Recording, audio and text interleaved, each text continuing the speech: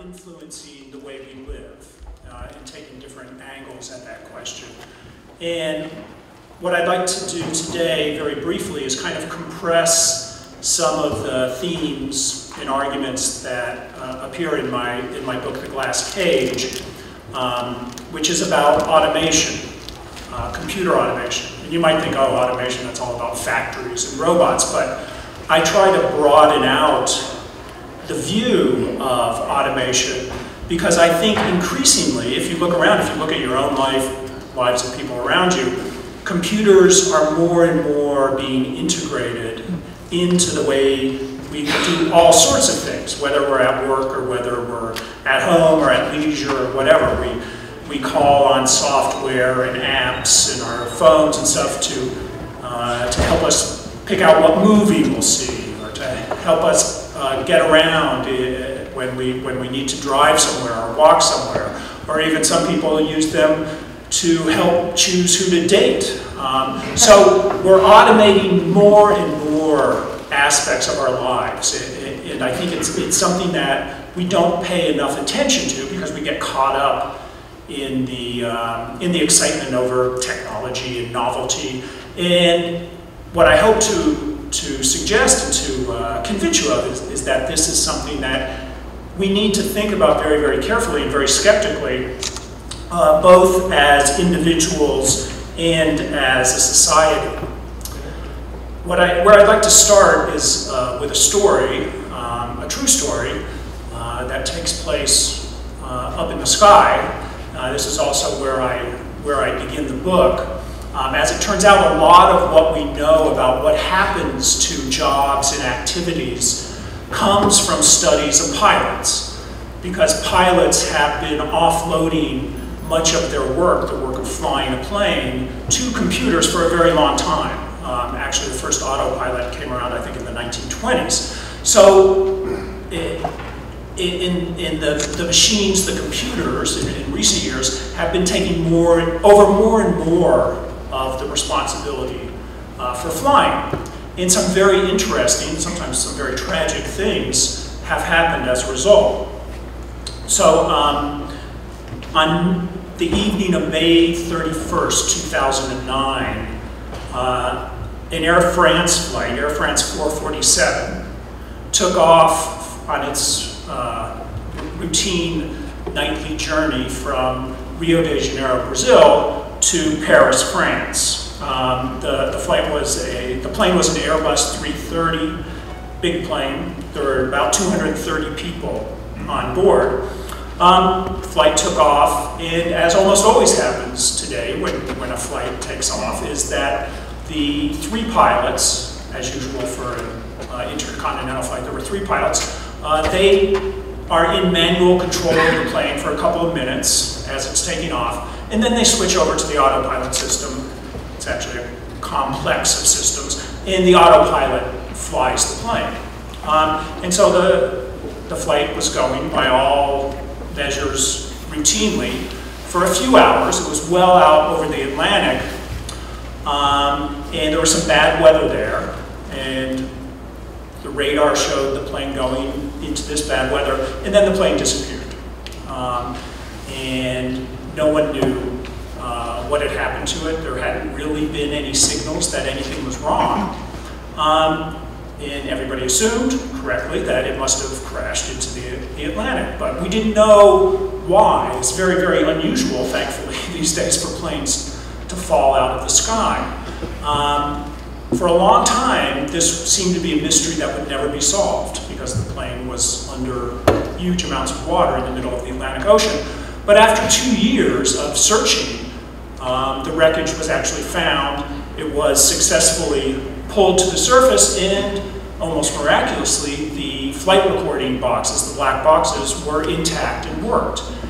And so when the investigators, the French investigators, reviewed all the data, the voice conversations and the data, flight data, they found a very troubling story. What had happened is the plane, flying along smoothly on autopilot, had gone into this storm, which was a bad storm, but not an unusually bad storm, And the airspeed sensors on the outside of the plane had frozen over briefly. And what happened then is that the computer couldn't receive the data it required to fly the plane. Obviously, it needs to get data on how fast the plane is going and various other things.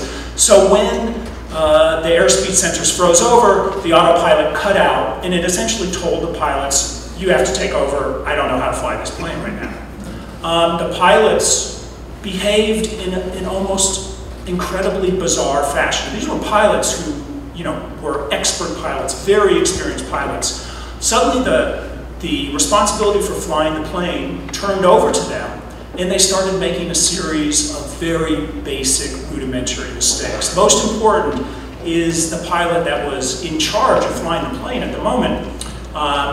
When the autopilot shut off,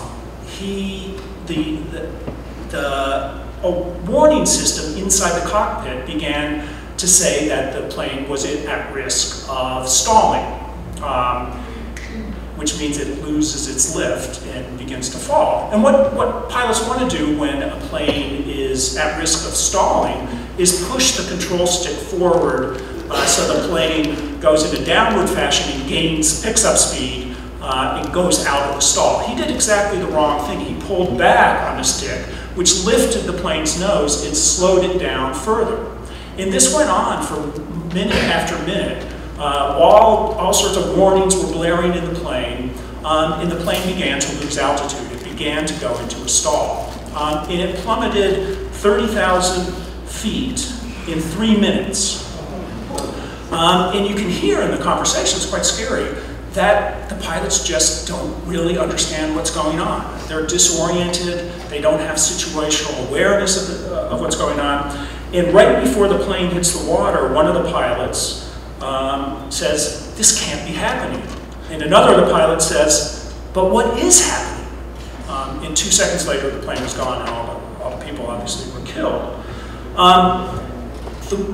What turns out to have happened is something that people who study aviation and who study automation in general call automation-related accident. The pilots had become so complacent that the plane was flying by itself, in essence, which is what it seems like, and that the autopilot systems would handle everything, that they tuned out. They stopped paying attention. So when something bad happened, and suddenly they had to take over, they acted disoriented, they didn't know what was going on. Their skills had probably dulled, and their intuitions had probably dulled because they weren't actively flying the plane. And as a result, they made these series of basic errors. As the French investigator said, the pilot showed a total loss of cognitive control of the situation.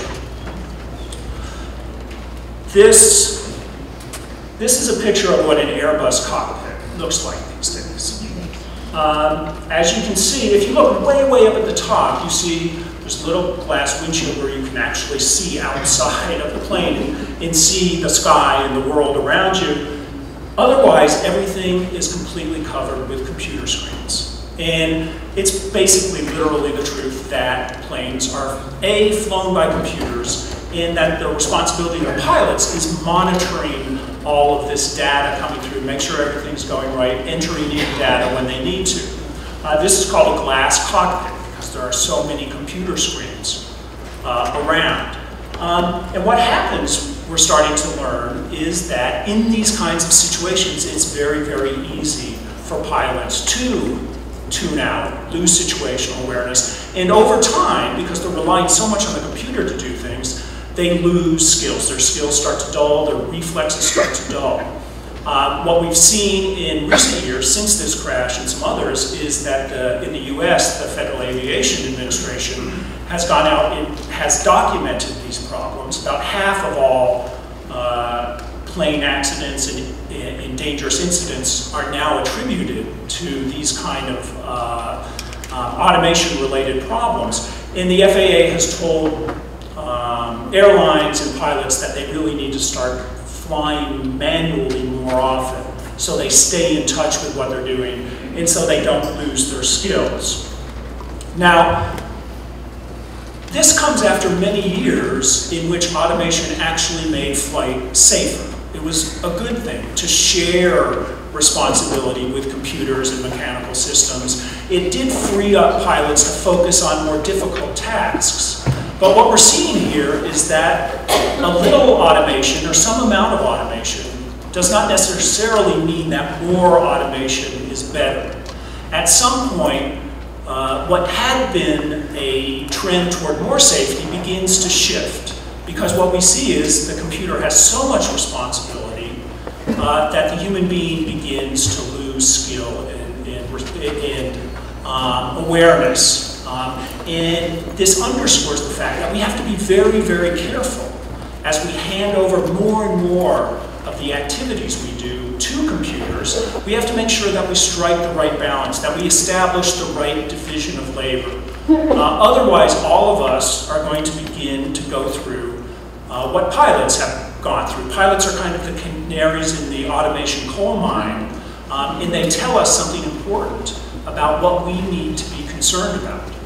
And the reason we need to be concerned is that computers now can do many, many, many different things, as all of you probably know.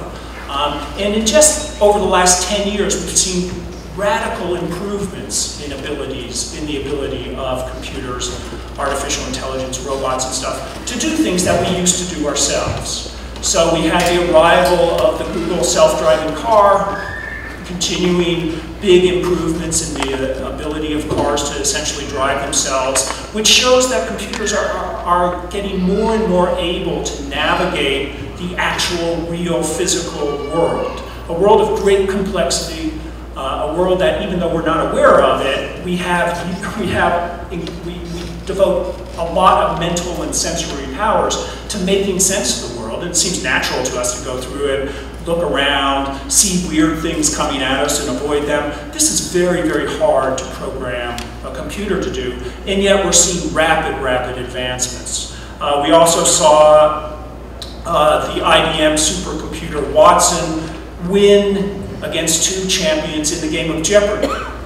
Jeopardy is not a game you'd expect, even a few years ago, computers to do well in. It's all about wordplay, strange questions that aren't even asked as questions, and yet the computer was able to trounce the historical human champions of the game. That shows that computers are getting much better able to understand, in their own way, human language and make sense of it and respond to human language. And finally, more recently, we've seen a computer that comes out of a company, that artificial intelligence company that Google knows, called AlphaGo, win at the game of Go. I've never played Go, but I am told it's really complicated, much more complicated than chess, for instance, which computers took over many years ago. And with in the case of Go, what that shows us is that computers are getting very, very good at very subtle analysis and the decision-making and judgment-making that comes out of analysis. All of these advances were almost totally, unpredicted. Everybody thought, even many computer scientists thought it would take much longer for computers to take over these kind of rich human skills. And some thought that they'd never be able to do it. There was a book not long before Google announced its self-driving car that said, you know, driving a car requires such intuition. You know, making a left turn in traffic is a very strange thing that human beings do very easily, but to program a computer to do that, taking into account all the people who are driving cars and their different driving styles, we do it very easily, but they thought that computers would never be able to do it. And yet we're seeing that happen now. Now we want to believe when we hand over some part of our life or some part of some activity or some part of a job to a computer, that it doesn't really change us, or it doesn't change our talents, or it doesn't change what we do. In fact, as researchers who have studied this, called human factors, scholars these days, have said, we fall this view of things is an example of what they call the substitution myth. And an expert on automation named Raja Parasuraman who was at George Mason University outside of Washington, but who unfortunately passed away a couple of years ago. One of the greatest authorities on how people and machines work together, either poorly or well, he summed up the substitution myth this way in a paper. Automation does not simply supplant human activity, but rather changes it, often in ways unintended and unanticipated by the designers. Over and over again, when you look at what happens when you introduce a computer into a human activity, you see that the computer doesn't just change the particular task it's given, it changes everything about the activity. And in particular, it changes the roles and responsibilities that the human being hangs on to after this partial automation of the process. If you're of a certain age, you've probably gone through the experience of going to a doctor just for a regular exam or whatever. And you used to be, go in, the doctor's there, the doctor would examine you, and you talk, and et cetera. And about 10, 15 years ago, and accelerating more recently, now when you go in, the doctor usually has a computer, a laptop, or maybe an iPad. And in many ways, this is kind of a good thing, because suddenly the doctor can enter information about your visit, your exam, into a computer, it gets saved. Theoretically, other doctors can tap into that information easily because it's no longer locked into paper filing systems. So, the designers of medical software, all these programs, data gathering programs, design them to take over, in particular, the note-taking function that doctors have to do, and also to make sure doctors go through a kind of a reasonable process and don't overlook something. But it turns out, and again, you might have felt this in your visits to doctors, that it really changes in a deep way how doctors and patients interact. I mean, some studies show that when a patient now goes in to see their primary care physician for a physical or for some ailment, the doctor spends about 50% of the time actually looking at the computer screen. And this, as surveys have shown, this changes in a deep way the relationship between the patient and the doctor. The patients say they feel a little more distant from the doctor, and doctors say they feel a little more distant from the patient. It also is beginning to lock doctors into a routine because they're following the steps in the software. And when you begin to follow a routine, you think very well within the limits of the routine, but you stop thinking outside the routine. And doctors can miss things because they're not directed to look at them through the software. And finally, there are all sorts of other very strange and unintended consequences. One thing that happens is that now that doctors use computers for note-taking, they do what all of us do when we use word processors to do anything. They copy and paste. They copy huge amounts of text from previous records, from other patients' records, and just paste it in because it's easy.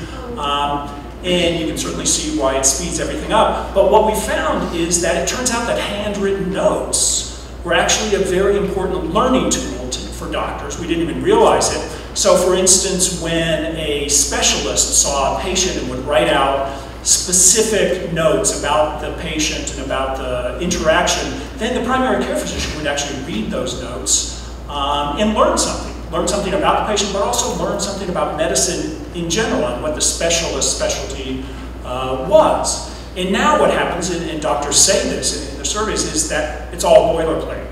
We barely even read it because we're not going to learn anything. So that's just an example, a simple example of the substitution myth and why we need to get beyond it and see that all sorts of things change when we introduce computers into work or into other activities. A couple of themes come out of studies of human-computer interaction over and over again. And we see both of these in the Air France crash. One is called automation complacency. And that simply means, as we saw in that crash, that people become very confident in the ability of computers to carry out any task they give them. computers give the impression when we use them of being kind of flawless, of not being victims of our own frailties in thinking or physical frailties. And because computers are good and they don't make errors very often, we very, very quickly say they're not going to make an error. And as a result, we become complacent and we tune out. You've all probably seen this when you're using your phone or a computer to write an email or a text, and the autocorrect system is on, and it replaces some word you wanted to write with some ridiculous word, and then you send out the message, and only afterwards do you realize, oh my gosh, I look like a fool. Well, it's because you trusted the computer to do the right thing, and the computer doesn't always do the right thing. That's kind of a silly, trivial example, though it can lead to considerable embarrassment, but we saw it in kind of very tragic circumstances, fatal circumstances in the Air France crash. And we're beginning to see the same thing happen in self-driving cars as we turn over more and more of the routines of driving to automated systems. So now now if you own a Tesla, you can turn on their autopilot system. It's kind of it kind of not only regulates your speed, but regulates the distance between your car and the car in front of you. And it starts to take over. Now Tesla says, well, you should really, not tune out, make sure you pay attention, even if you turn this system on, keep a hold of the wheel. But already we see that people tune out very, very quickly. And there was a crash, you probably remember it last year or year before, I can't remember, where a guy driving a Tesla on autopilot drove right into a big truck because the autopilot system, the truck was white, was crossing the road, the autopilot system couldn't distinguish it from the sky, so it didn't even realize there was a truck there. The guy drove into it and was killed. And just this past week, the investigation came out and said it put a lot of the blame on the way this autopilot system had been designed, and it allowed people to drift into complacency. And whenever we get complacent, sooner or later, the technology is going to fail or do something wrong. And if you're complacent and tuned out, you're not going to be able to react appropriately, particularly if you're on the road and you only have a fraction of a second to respond before something very bad happens. Now, as I said, we're also seeing these effects not only in kind of these physical activities or professional job activities, but in very intimate areas of our lives. So I think you can explain a lot of the polarization that we're starting to see, or we've been seeing for a long time, in society, in people's views, and the growing divide between the left and the right, conservatives, liberals and conservatives. You can see automation complacency at work there as well. The Wall Street Journal has been running something very, very interesting. You can go there on their site and see it, where they have they get two Facebook feeds side by side. One of the feeds shows you what a person who Facebook identifies as being a liberal will see about a topic. You can put in various topics, George Bush, immigration, whatever. I'm not George Bush, Donald Trump. Automation complacency. And then on the other side, you see what a person who Facebook identifies as conservative sees. And they're radically different. I can't see if you can see this, but this is an example just I grabbed a couple of days ago for Trump. And you see radically different sources of information, radically different stories, radically different spins on the same story. And because we kind of trust Facebook and Google and the other big information providers to give us good information, to give us the right stuff, we start to lose skepticism about what we're being seen. And I think this complacency about the information that comes to us through the algorithms, very powerful algorithms that are ginned up by these big internet companies, that's a very dangerous phenomenon. But it shows how natural it is to defer to the computer and to do whatever the computer tells you or look at whatever the computer tells you. Automation bias is similar to automation complacency, but it has to do with the trust we put into the information that comes out of our computers. And again, lots of studies show that people very, very quickly learn to trust whatever their computer is telling them. And here too, this can distort our decisions distort the actions we take. And we see it in the professional sphere, to go back to the area of medicine and healthcare. A lot of your medical images, x-rays and so forth, are now read by radiologists, by people, after they've been read by computers. And so this up here on the upper left is an image of a mammogram, scan.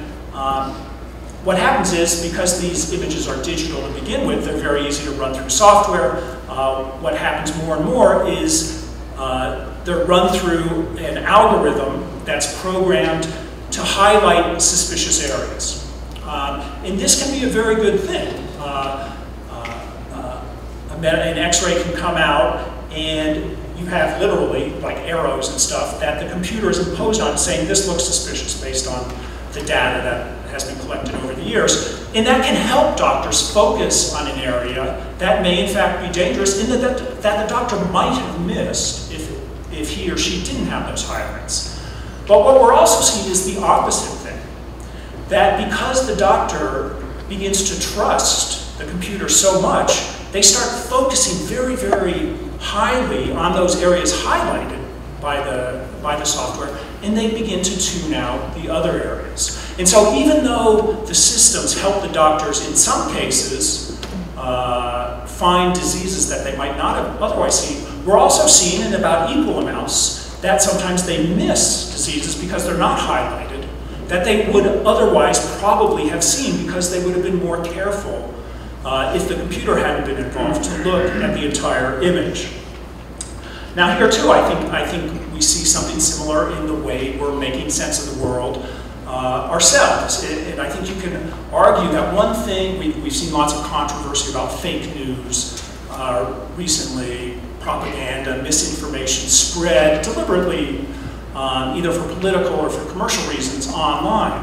Now there's a lot of reasons, I think, why this is happening. Some are technical, some have to do with education, but I think one of the reasons is that we are generally overly trusting of the information that comes out of our computers. And this is particularly true, you can see with surveys of younger people who are very used to getting information from computers and don't necessarily have much experience with other forms of information delivery.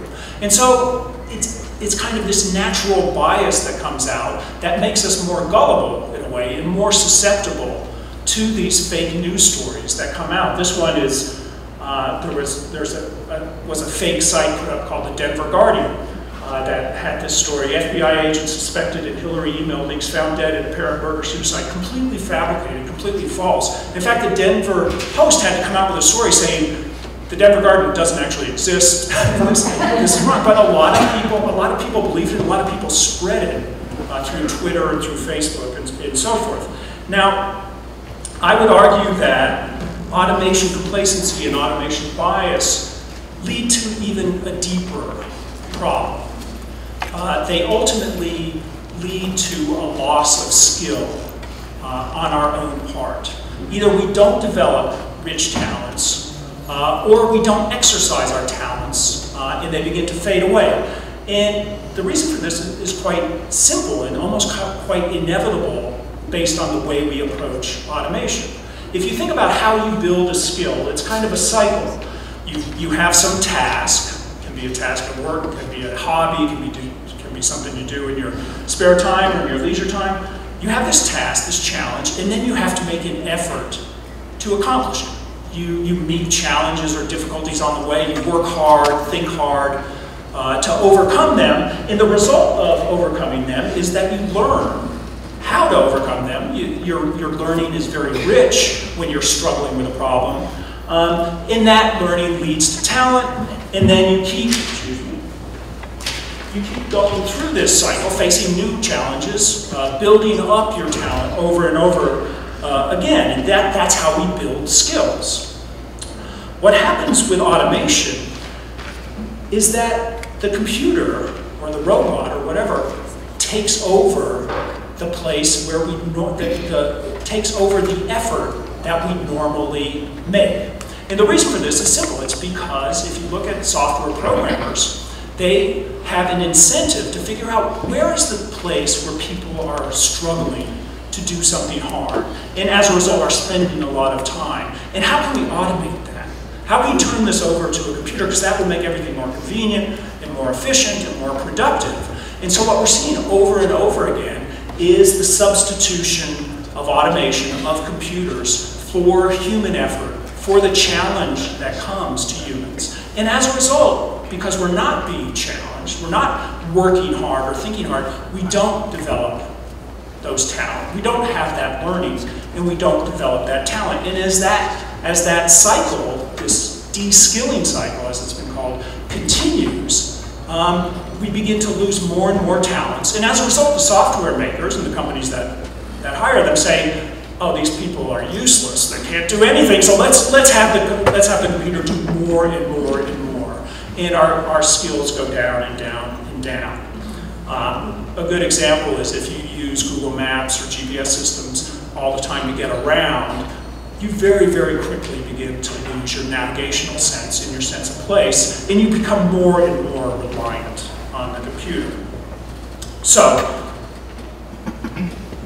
to move,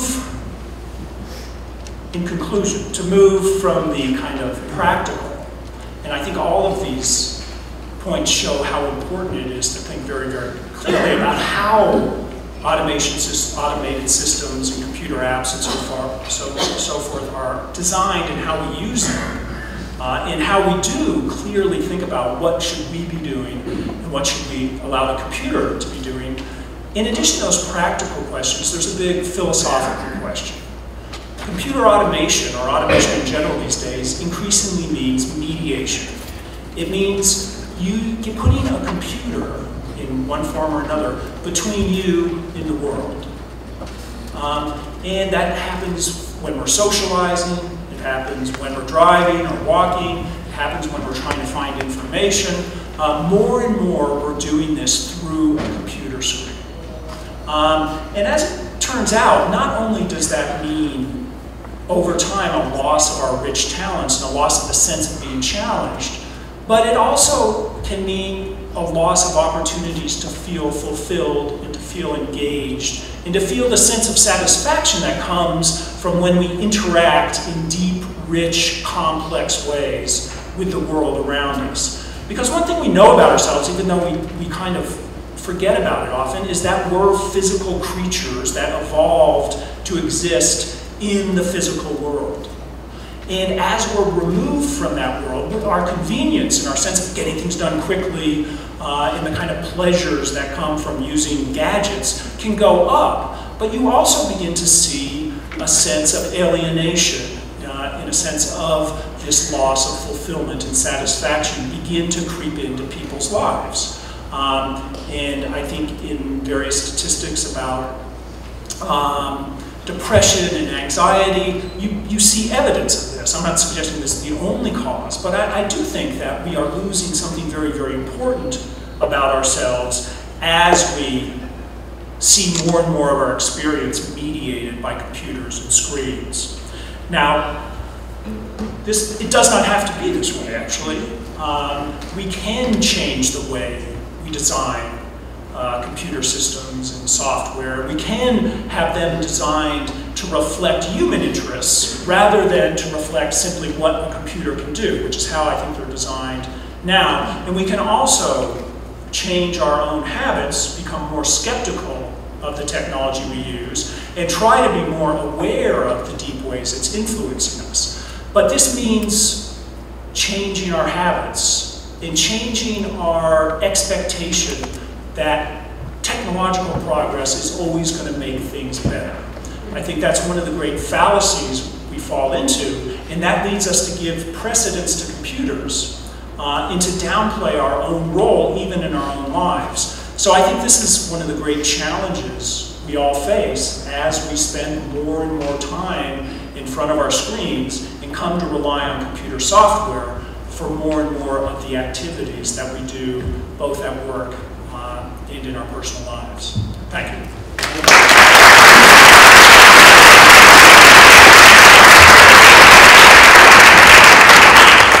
A lot to get into, and really to touch on a point at the end that it doesn't have to be like this. Are people in the tech industry, or even the industries that are really heavily relying on automation, medical, aviation, others, are they having the conversations about just because we can do this, should we do this? Is there a code of ethics? Yeah, I wouldn't say there's a code of ethics, but I think in some areas there are growing concerns, both ethical and practical. So if you look, for instance, in the aviation area, one idea is, it's a very simple idea, is instead of allowing a pilot to turn on the autopilot at the start of the flight and then let it go through the whole flight and turn it off again, we should program the autopilot system to every once in a while, and at random, tell the pilot, hey, you take over now. And it turns out that if you know that at some point you're going to have to take over for in some complex job, but you don't know when, you stay much more aware and much more engaged in the work. And so just kind of, as soon as you start seeing this as a problem, you start seeing some solutions where you can change the way systems are designed. Now that, I have to say, that's still an exception.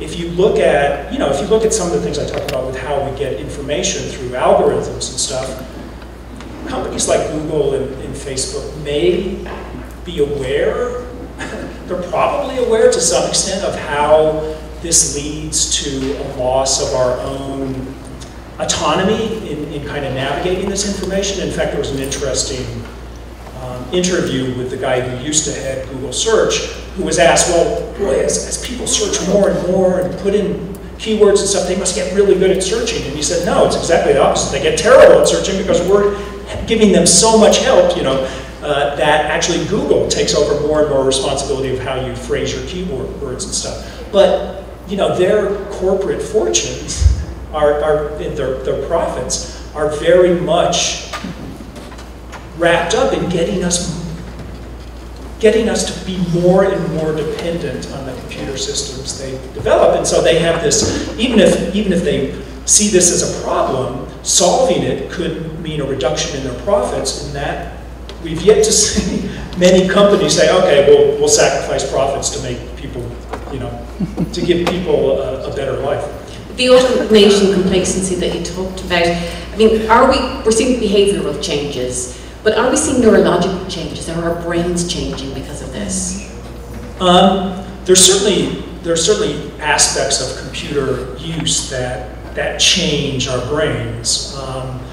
And so I haven't seen any study. It's very hard to see some of these changes, even with brains imaging and stuff, because you're often talking about the quality in the depth of a person's thought, and we don't know what that looks like on a brain scan. So brain scans tell us, where parts of our brains are active. So, I mean, I think we're seeing changes in people's brains as they become more dependent on computers for information. We're seeing changes in the style of their thinking that certainly are reflected in the organization of their brains and stuff.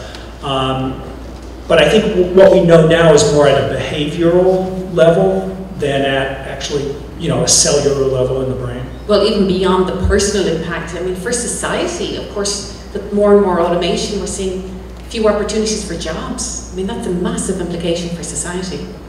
Yeah, I mean, my own feeling is that, a lot of the discussion about automation recently has been around projections of a catastrophic loss of employment. And so there are some projections, some people have written books saying that, automation is going to destroy 70% of jobs and we're all going to be unemployed, basically. And I don't think, that might happen, I can't foretell the future, but we're not seeing any signs of that. Actually, in recent years, employment growth and now even wage growth has been good, and we can debate this, and I would debate it, but some economists would say we're basically at full employment. So you'd think, given all the great gains in artificial intelligence, robotics, computer power, by now, if these huge number of jobs were going to be destroyed, we'd be seeing signs of it. So my own feeling is that these kind of alarmist predictions of mass unemployment are a distraction from the real issues that automation is presenting us. And some of those are the issues I talked about with de-skilling, loss of skills, but also there's no question in my mind that this changes the distribution of work and often can move people from full-time jobs where they're doing skilled work and getting paid well, to either part-time jobs or contingent jobs, or jobs in which they turn into computer operators who are entering data into computers and watching the computers and hence get paid less and probably are less satisfied. So I think it's going to have I think it's already having big effects on the labor market and on what we do, and it's also, I think, pushing more and more money and wealth to the companies that own the computer networks. But I think we have to be, I think if we kind of if we allow ourselves to be too distracted by the kind of, in 50 years all jobs are going to be gone, then I think we lose sight of the real hard, tough questions that are already out there for us to struggle with. And the real emotional, we're going to have a Q&A, but as we're getting the microphone, if people would have a question, please put up your hands. But the emotional implications of this, that we've kind of offshored every decision, there's an algorithm for that, or there's an app for that. Yeah. That's changing us as humans. I do think it's changing us as humans, and I think there is a tension in us between an assumption that we want our lives to be easy and convenient and full of leisure, and computers and their makers and the software makers are very good at giving us this sense of increasing leisure, less effort. Just pull out your phone and you can do pretty much anything without thinking about it or working too hard. But if you look at psychological studies about the sources of human satisfaction, you see that a lot of them are tied to doing hard things well. We like to develop a rich talent and then to use it, and when we use it and overcome a hard challenge, we feel satisfied. So we have this tension within ourselves that what we think we desire and what we think will make us happy, a life of ease and convenience, is actually exactly the opposite of what really makes us happy. So some of this, kind of plays into what I think is our own distorted view of the sources of happiness and fulfillment. People have questions? Go ahead. Yes. So I was wondering, I don't know if this is an original thought, but I'm wondering if what's actually going on with technology is that we're kind of developing another lobe of the brain that's external to the body, and if understanding what this potential is could best be explained by, let's say, an evolutionary biologist who could talk about what it would have been like to move from being a reptile to being a mammal. Does that make any sense? It makes sense. The idea that a computer is kind of an extension of our brains makes a lot of sense, and I think that's the way our brains see it. And we've seen this with other tools that have come along. One thing that makes us really good at making tools and technologies and using them is that our brain adapts to them and our body adapts to them very, very quickly. Whether that's an evolutionary change, probably not. Whether we could learn anything from, the shift from reptiles to mammals or anything, I don't know. But I think we can see signs of how quickly we offload mental tasks to computers and databases all over the place. In fact, there's some very interesting studies that show that if you think that some information will be stored online or on your computer, you're much less likely to remember that information. And that also, there's another study that shows that even happens when people take digital photographs of their experiences. They actually remember those experiences more hazily when they think that, oh, this is recorded, this experience is recorded. Now, that isn't necessarily bad. There's a lot of kind of trivial information, phone numbers and stuff that, who cares if you remember it as long as you can call it up.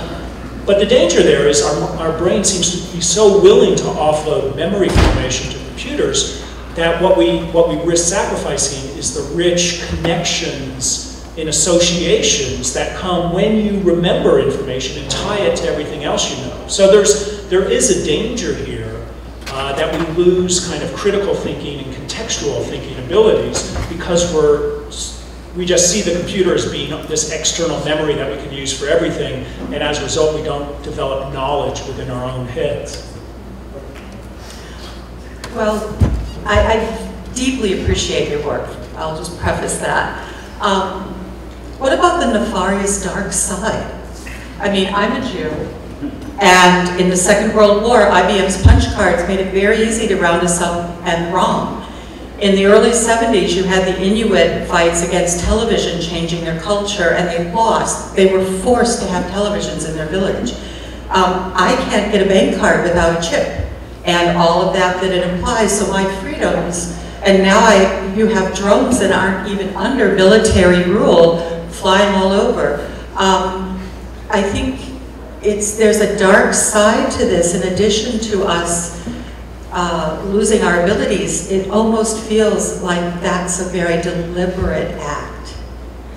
Well, I think there's a lot of truth to that. And before, Maeve and I were talking about how technological progress goes so fast that it tends to leap ahead of, first of all, our ability to think rationally about it, and also our ability to regulate it and think about, you know, what kind of laws and what kind of norms and what kind of expectations should we impose on the technology and on the companies that are making the technology. And I think, particularly in the history of the internet, we haven't done that. We've just gone on the assumption that, you know, the companies are the experts and they know what's best for us and they're going to give us new things for free all the time. That's going to be great. But we are, I think, starting to see a change in people's attitudes as we see the proliferation of fake news and as we see hate speech kind of, the internet being used to promote hate speech and stuff. And as we see things like drones, you know, there's one side again one side that says, oh, you know, let people use drones however they like, but, you know, I might not want a drone over my head filming me, and in fact, I might not want a sky full of drones. I want my sky, I want to have a say in how the sky looks. And I think all of us, you know, are going to be challenged to think about these things and hopefully put pressure on the way they progress before the technology gets entrenched into social and personal routines. Because once that happens, it's very, very hard to back up and change them.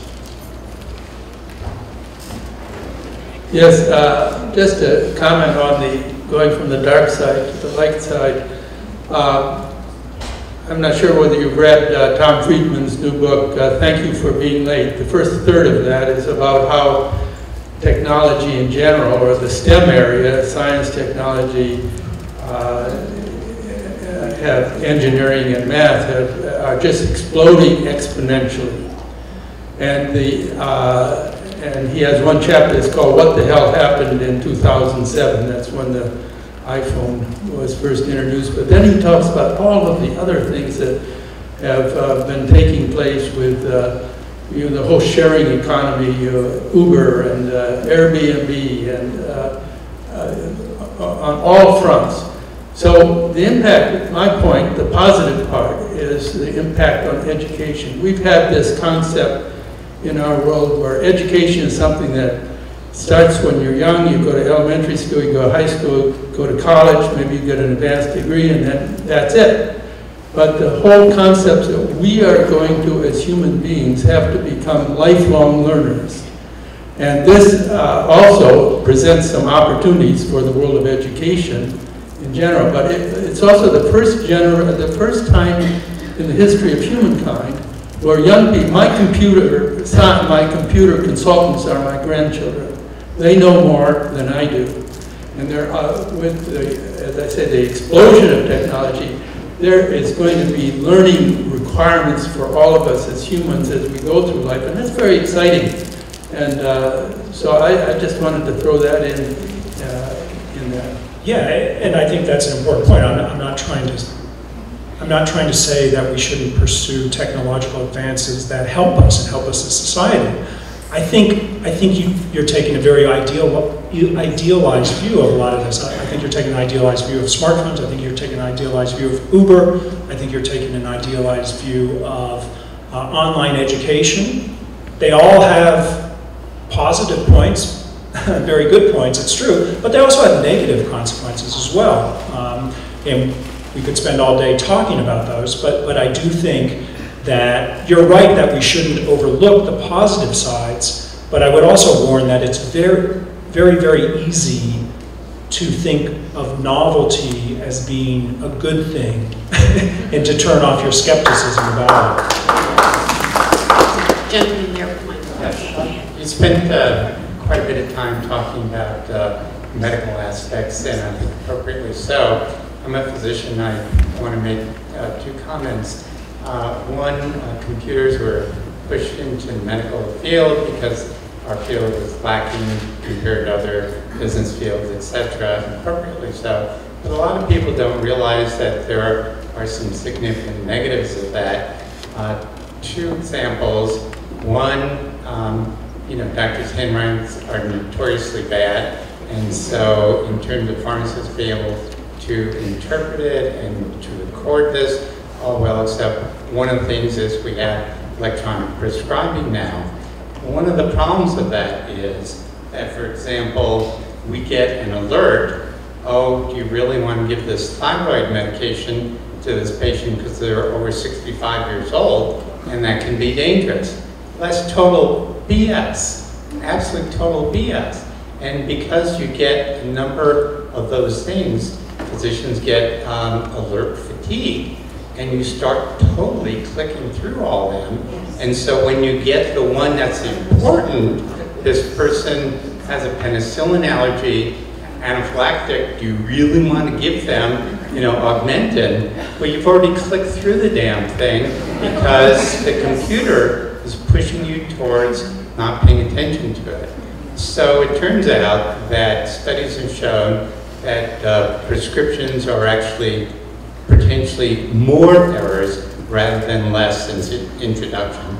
The second thing is that because the government and insurance companies want to mine data, a lot of the electronic medical records are set up point and click, drop down, da-da-da, and it minimizes the physician telling the story in the patient's words or something like that, rather than click this box so it can be mined, something close. And because of that, physicians are getting more and more depressed, more and more less satisfied with their jobs, more are retiring early, grumbling about their jobs, taking shortcuts that they shouldn't be taking, spending more hours that they shouldn't be taking. And it turns out that the whole premise for introducing this was to improve quality of care. All the studies thus far have shown that has not happened, and there are concerns that it may be just the opposite. Yeah, just a quick comment.